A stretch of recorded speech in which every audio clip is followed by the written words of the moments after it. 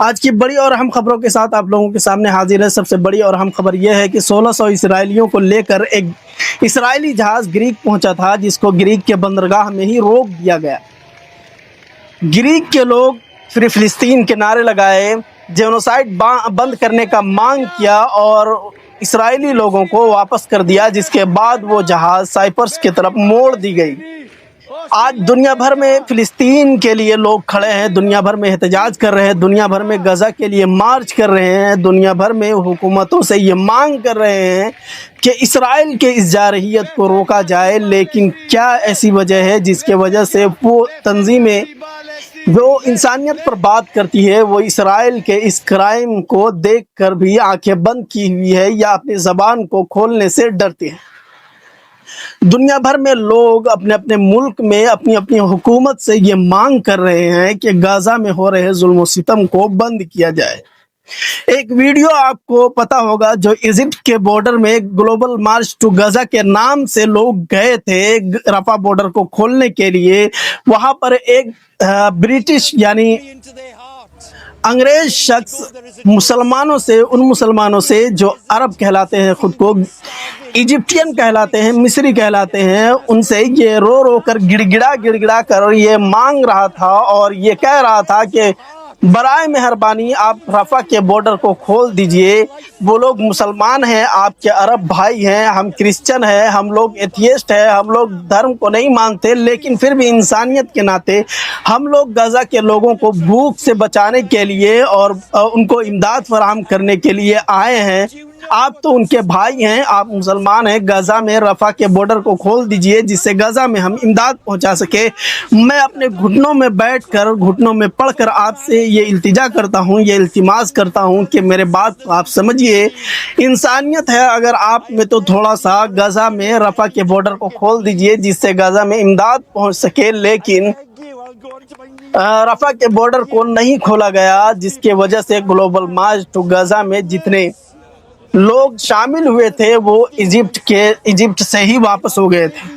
اس video میں دیکھیے کس طرح سے چیخو پکار کر رہا ہے وہ شخص جس کا غزہ سے دور دور تک تعلق نہیں ہے، جس کا مسلمانوں سے کوئی لینا دینا نہیں ہے، لیکن وہ ایجپٹ کے بارڈر میں کھڑا ہو کر، رفح کے بارڈر میں کھڑا ہو کر ایجپٹ کے سائڈ سے یہ مانگ کر رہا ہے مصر سے کہ رفح کے بارڈر کو کھول دیجئے۔ لیکن مصری صدر سیسی کا یہ کردار دیکھیے، اس کو تاریخ میں لکھا جائے گا۔ وہی آپ کو ایک اور خبر بتا دیں کہ اسد الدین اویسی صاحب نے ایک پوسٹ کیا ہے جس میں انڈین گورنمنٹ سے یہ مانگ کی ہے کہ ہم ہمیشہ یعنی ہندوستانی گورنمنٹ ہمیشہ فلسطین کے ساتھ کھڑا رہا ہے، فلسطین کے سولوشن کے لیے بات کی ہے۔ تو اب نریندر مودی کو یہ بولنا ہوگا اور صاف صاف جواب دینا ہوگا کہ ہم ان ممالک میں شامل نہیں ہیں جنہوں نے اسرائیل کو سپورٹ کیا ہے اس وار کرائم میں، اس جینوسائیڈ میں۔ آپ ایک اسٹیٹمنٹ یا بیان جاری کر کے یہ کہہ دیجئے کہ ہم فلسطین کے ساتھ سولیڈیرٹی کا اعلان کرتے ہیں، ہم فلسطین کے ساتھ کھڑے ہونے کا اعلان کرتے ہیں۔ یہ اسد الدین اویسی صاحب نے بھارت کی حکومت سے یعنی ہندوستانی حکومت سے مانگ کی ہے کہ فلسطین کے حق میں کچھ تو بولیے، اسرائیل غزہ میں جینوسائیڈ کر رہا ہے۔ آپ کو پتا ہے کہ غزہ میں بھوک سے لوگ بےحال اور پریشان ہیں۔ ایسے میں ایک نیوز جرنلسٹ کا یہ ویڈیو دیکھیے جس کے اندر وہ خبر دیتے دیتے رونے لگتا ہے اور وہ کہتا ہے کہ بھوک سے غزہ کی سڑکوں میں لوگ گر رہے ہیں، بھوک سے لوگ پریشان ہیں، لیکن دنیا والے صرف غزہ میں لوگوں کو بھوک سے مرتے ہوئے دیکھ کر خاموش ہیں۔ اس طرح کی خبریں آ رہی ہے۔ دوسری خبر یہ ہے کہ جاپان میں روز بروز دن بدن مسلمانوں کی تعداد بڑھ رہی ہے۔ جاپان میں لوگ زیادہ سے زیادہ اسلام کی طرف مائل ہو رہے ہیں اور لوگ مسلمان ہو رہے ہیں۔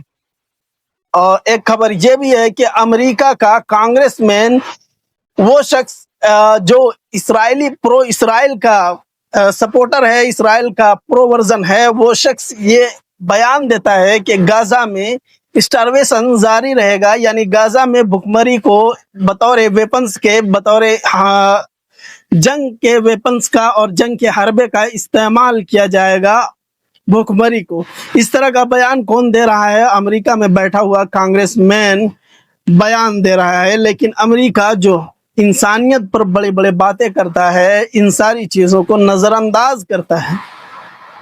वहीं आपको बता दें कि टर्की ने एक नया हाइपरसोनिक मिसाइल का टेस्ट किया है।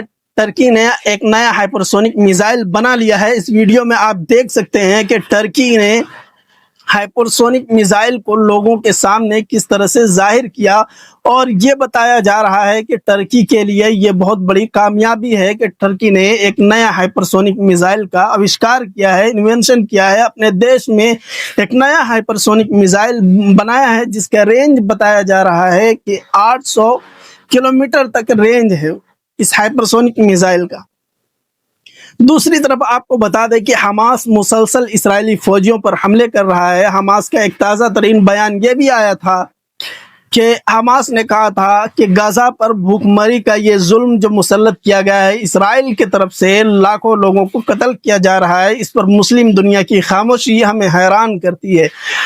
उन्होंने ये मांग किया है, यानी हमास की तरफ से ये मांग की गई है दुनिया के मुसलमानों से कि आप इस तरह खामोश ना रहे, बल्कि गाज़ा में हो रहे जुल्म सितम के बारे में अपने मुंह को खोलिए और इस तरह के जुल्म सितम के खिलाफ आवाज़ उठाइए। ये हमास की तरफ से मांग की गई है।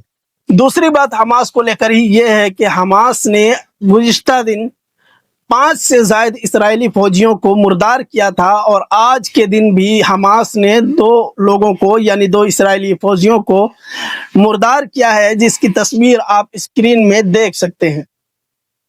इस तरह की खबरें आ रही है। मुसलसल हमारे न्यूज़ चैनल को सब्सक्राइब कीजिए और हमें फॉलो कीजिए ताकि दुनिया में रूनुमा होने वाली खबरों को आप तक पहुंचाया जा सके।